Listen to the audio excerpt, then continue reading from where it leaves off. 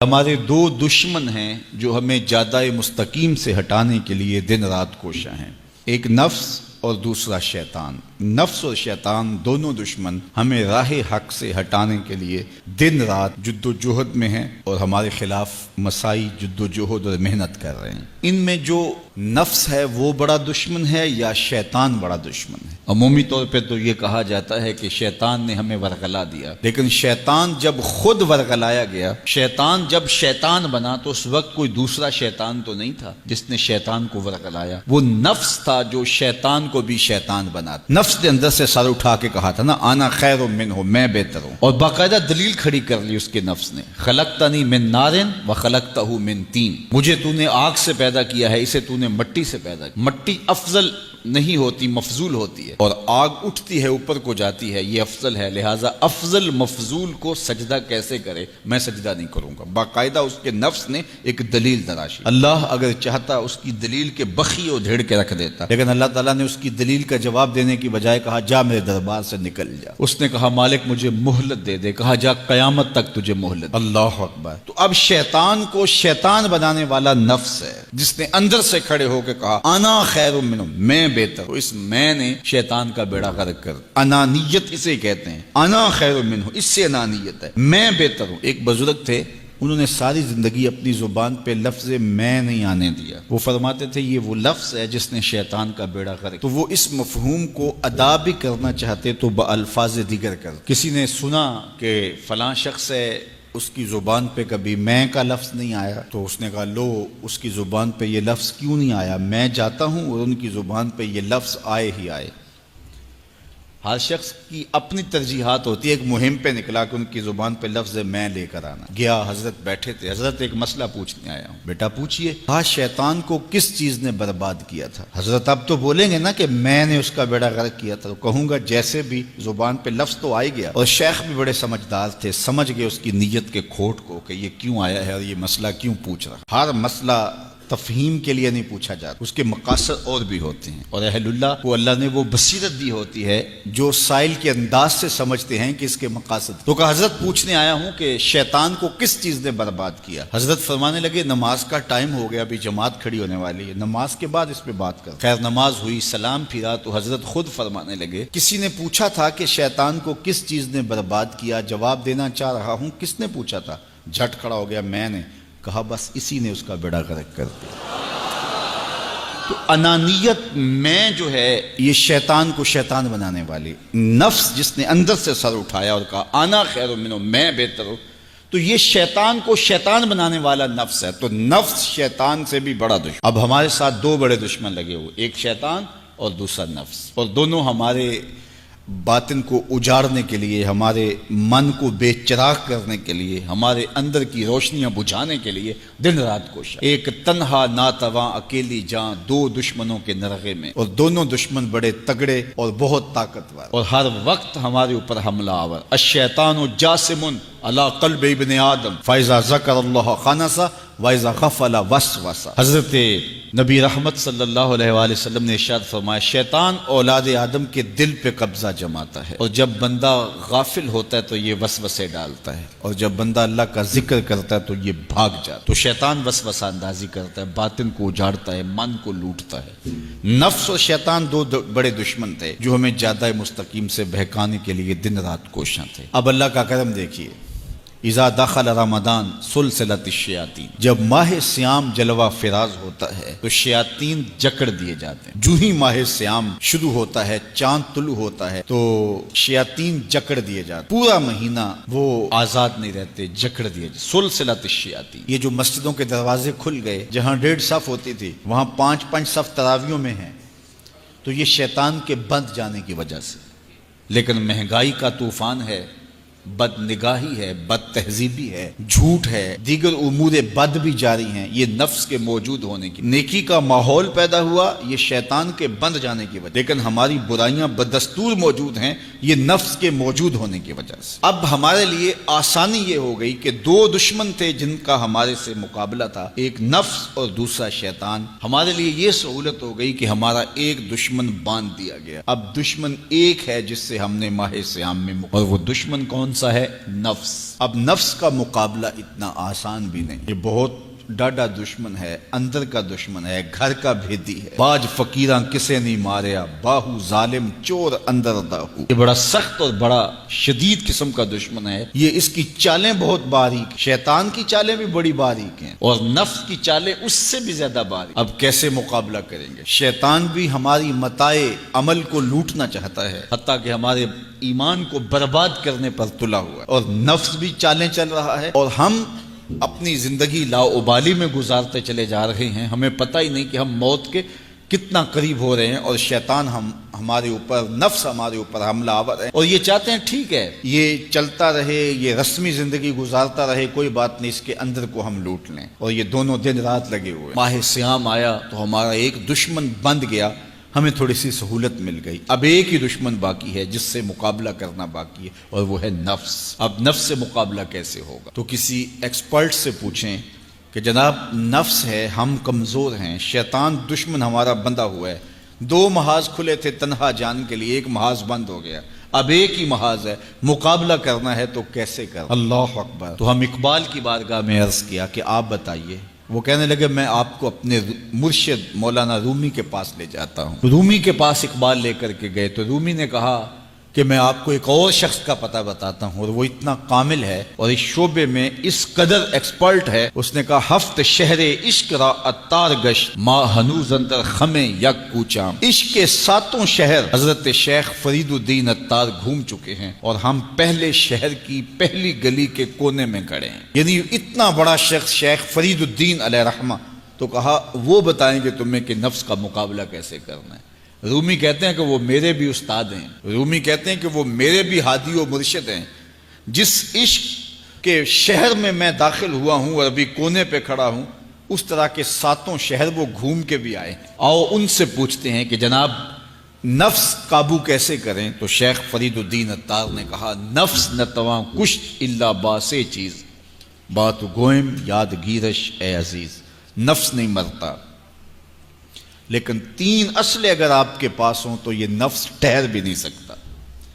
غور سے سن لیجئے، روحوں میں اتار لیجئے، اور زندگی میں ہمارا مقصد ہے اس نفس کا مقابلہ کرنا۔ شیطان کا مقابلہ کرنا بھی ہمارا مقصد ہے، اور نفس کا مقابلہ کرنا بھی ہمارا مقصود زندگی ہے۔ ساری زندگی فریب میں ہم میں نہیں گزارنی، زندگی تیزی کے ساتھ گزر رہی ہے اور ہم آغوش موت میں اترنے والے ہیں۔ تو یہ ڈاڈے دشمن ہماری متاع عمل لوٹ رہے ہیں، ہمارے کیے ہوئے عمل کو عجب سے، تکبر سے، ریاکاری سے برباد کر دیتے ہیں۔ ہمیں پہلے عمل کی طرف جانے نہیں دیتے، پھر عمل کے اندر وسوسے ڈالتے ہیں، پھر عمل ہو جائے تو اس کو پھر برباد کرنے کی کوشش کرتے ہیں۔ کتنے ڈاڈے دشمن ہیں جن کے نرغے میں ہم پھنسے ہوئے ہیں۔ تو پھر ہمیں کوئی بندہ مل گیا ہے جو بتا رہا ہے کہ جناب اس کا مقابلہ ایسے کریں گے، تو پھر آج اس کی سن لیں ہم اور غور کر لیں اور اپنے اندر اتریں۔ تو شیخ فرید الدین اتار ہمیں بتا رہے ہیں، تو سنیے وہ کیا کہہ رہے ہیں۔ نفس نتواں کشت الا باسے چیز، نفس نہیں مرتا، یہ بڑا ڈاڈا ہے، لیکن 3 اسلحے اگر آپ کے پاس ہوں تو یہ ٹھہر بھی نہیں سکتا۔ وہ 3 اسلحے کون سے ہیں؟ خنجر خاموشی و شمشیر جو، نیزائے تنہائی و ترک ہجو۔ ایک خاموشی کا خنجر، دوسرا بھوک کی تلوار، اور تیسرا تنہائی کا نیزہ۔ یہ 3 اسلحے تمہارے پاس ہوں تو پھر نفس ٹھہر بھی نہیں سکتا۔ خاموشی کے خنجر سے نفس پہ وار کیا جا سکتا ہے۔ میرے اور آپ کے آقا و مولا نے فرمایا من سامتا نجا، جس نے خاموشی اختیار کی وہ نجات پا گیا۔ ہماری زندگی کے جتنے بھی برے اعمال ہیں ان میں سے سب سے زیادہ برے اعمال ہماری زبان کرتی ہے۔ ہمارے ہاتھ بھی گناہ کرتے ہیں، کسی پہ ظلم کریں تو گناہ کرتے ہیں، ہمارے پاؤں بھی گناہ کرتے ہیں، برائی کے اڈے پہ چل کے جاتے ہیں، ہماری آنکھیں بھی گناہ کرتی ہیں، ہماری سوچیں بھی گناہ کرتی ہیں، ہم حرام کمائیں کھائیں تو پیٹ بھی ہمارا گناہ کرتا ہے، لیکن سب سے زیادہ گناہ ہماری زبان کرتی ہے۔ جھوٹ یہ بولتی ہے، غیبت یہ کرتی ہے، بہتان یہ لگاتی ہے، گالی گلوچ سب و شتم یہ کرتی ہے، گلے شکوے کا انداز، ناشکری کا لہجہ یہ اختیار کرتی ہے۔ اسی لیے میرے اور آپ کے آقا و مولا نے فرمایا جو تمہارے 2 جبڑوں کے درمیان ہے، یعنی تمہاری زبان، اور جو دو ٹانگوں کے درمیان ہے تمہاری پارسائی کی جگہ، ان دو چیزوں کی تم مجھے ضمانت دے دو، میں محمد تمہیں جنت کی ضمانت دے دیتا ہوں۔ تو اپنی زبان کی حفاظت کرنی ہے۔ دیکھیے یہ سننے کے لیے چیزیں نہیں ہیں محض، بلکہ ان پر ہم عمل کریں، اور آج سے ہی دیکھیے یہ موسم رحمت ہے، رحمت کی برکھا برس رہی ہے، اور یہ موسم نور ہمارے سیکھنے کے لیے ہے۔ تو ہم اپنے نفس کو کیسے قابو کریں گے؟ دو دشمن تھے، ایک بندھا ہوا ہے، چھوٹ کے کچھ نہیں کر سکے گا اگر نفس کو قابو میں کر لیا، اور اگر ہم نفس کنٹرول نہ کر سکے وہ تو جہنم کی آگ میں اور زنجیروں میں جکڑا ہوا پیچ و تاب کھا رہا ہے کہ یہ جو ٹوپیاں پہنے ہوئے مسجدوں میں جاتے ہو نا، میں عید کے دن نپٹ لوں گا تم سے، وہ تو اور نفس کے ساتھ مل کے ہمارا بیڑا غرق کرے گا اور ہمیں اور دور کر دے گا اور ہماری باطنی اساس اور بنیاد اور کمزور کر دے گا۔ اس لیے ضرورت ہے کہ ہم اپنے نفس کو ان دنوں کے اندر کمزور کریں۔ اس کا پہلا نسخہ کیا ہے؟ خاموشی کا خنجر۔ آپ جب خاموشی اختیار کریں گے، زبان کو صرف ضرورت کے لیے استعمال کریں گے، تو پھر نتیجہ کیا ہوگا کہ آپ کے گناہ بہت کم ہوں گے، جھوٹ کم ہوگا، غیبت نہیں ہوگی، بہتان تراشی نہیں ہوگی، دیگر اعمال جو زبان کے ذریعے سے صادر ہوتے ہیں اور ہم گناہوں میں اضافہ کرتے چلے جاتے ہیں، تو زبان کو اگر کنٹرول میں کر لیں گے۔ اللہ اکبر! حضور علیہ الصلوۃ والسلام نے زبان کے کنٹرول کرنے کی تلقین کی، اور یہ بغیر ہڈی کے گوشت ہے، اس کو سنبھال لیا جائے۔ 32 دانتوں میں جکڑ کے رکھی گئی زبان ہے، لیکن یہ پھر بھی قابو میں نہیں رہتی۔ اس کو کنٹرول میں کر لو، اس کو قابو میں کر لو۔ ایک روایت میں آتا ہے جب صبح ہوتی ہے تو سارے اعضائے بدنیاں زبان کے آگے ہاتھ جوڑتے ہیں کہ بی بی تو نہ کچھ کرنا، تیری وجہ سے ہم سزائیں کاٹیں گے اور اذیتیں پائیں گے۔ تو زبان کو قابو میں کرنا، اور اس کا علاج کیا ہے؟ خاموشی۔ من صمت نجا، جو خاموش ہوا وہ نجات پا گیا۔ خنجر خاموشی، خاموشی کا خنجر ہو تو نفس کے لیے بہت بڑا بار ہے۔ دوسری بات، شمشیر جو، بھوک کی تلوار۔ بھوک کے ذریعے نفس کشی ہوتی ہے۔ نفس کا مقابلہ بھوک سے ہم کر سکتے ہیں، چونکہ جب بھوک ہوگی تو اس وقت بہت ساری خواہشات جو ہیں وہ دم توڑ جائیں گے۔ اللہ کے محبوب علیہ السلام کا ایک فرمان سنیے، بالخصوص نوجوانوں کے نام۔ یا معشر الشباب من استطاع منکم الباء فلیتزوج فإنه اغض للبصر واحسن للفرج فمن لم یستطع فعلیہ بالصوم فإنه له وجاء۔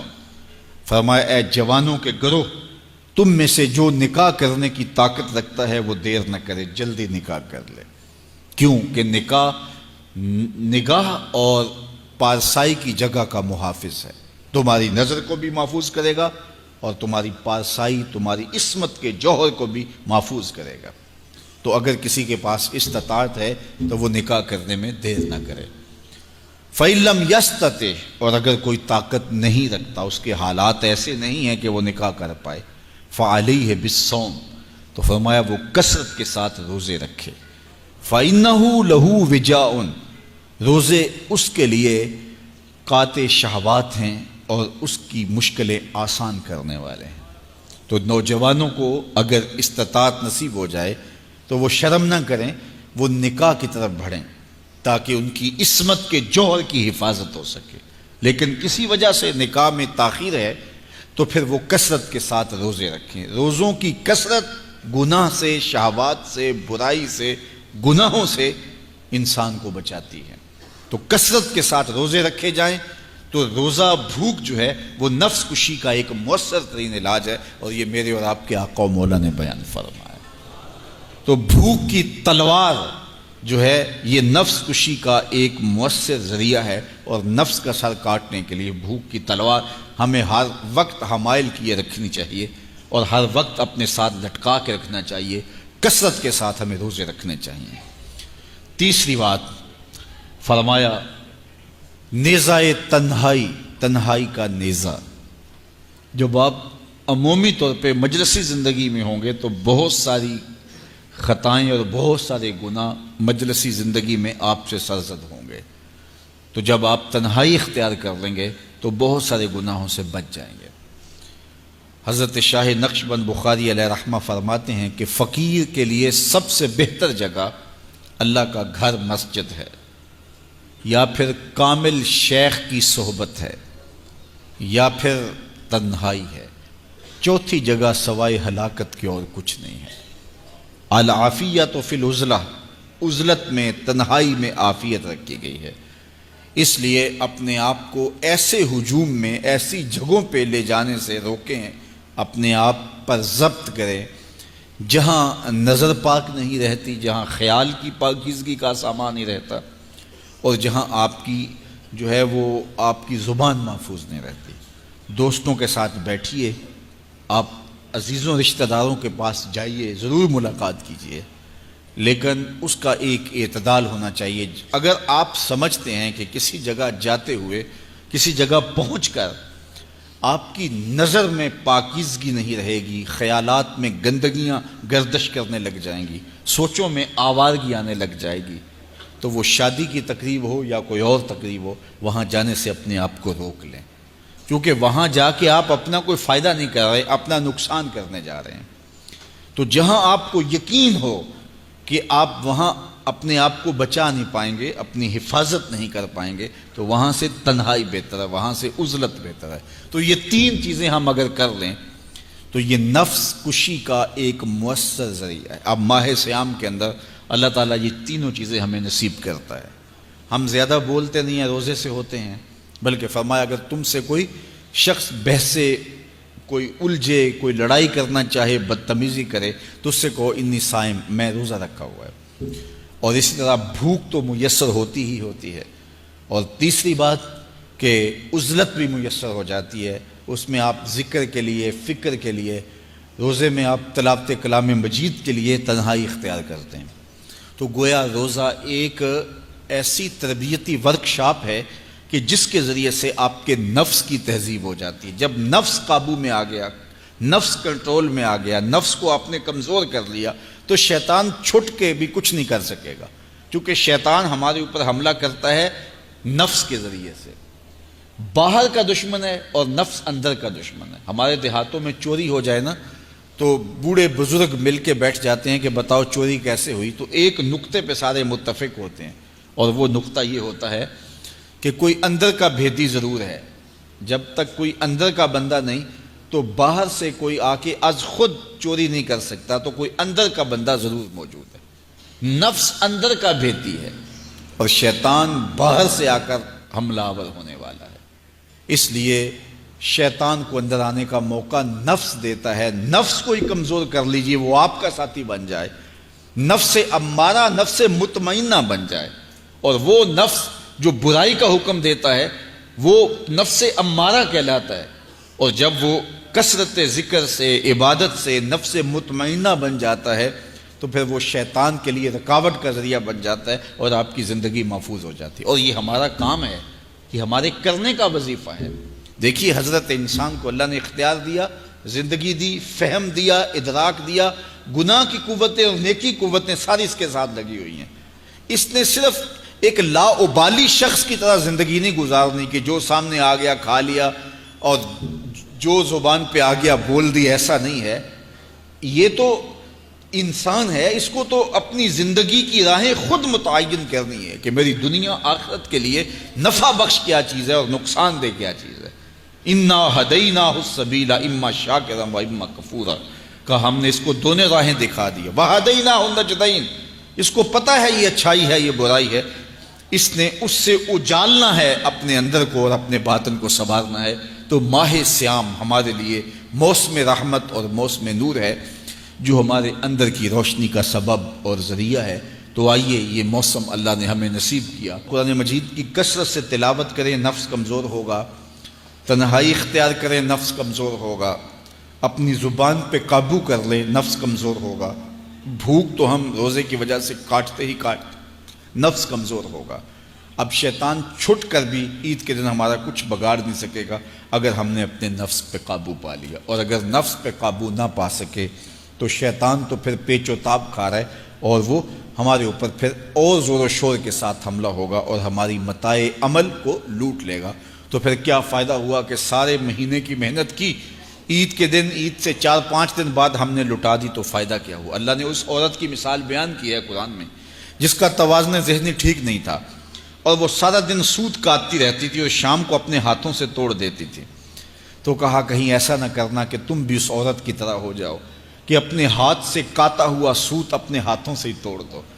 پورا مہینہ بھوک کاٹی، پیاس کاٹی، تکلیفیں گوارا کی، اور شام کو جو ہے وہ اپنے ہاتھ سے ہی وہ سوت کاٹنے والی خاتون سوت توڑ دیتی ہے۔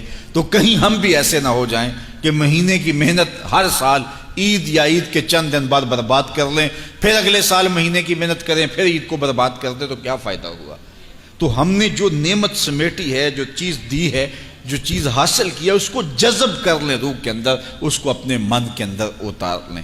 اہل ایمان کو ایک دعا تلقین کی گئی ہے، وہ کیا دعا کرتے ہیں؟ ربنا لا تزغ قلوبنا بعد اذ ہدیتنا، اے اللہ ہدایت کے بعد ہمارے دل کو پھر دوبارہ ٹیڑھا نہ کر دینا۔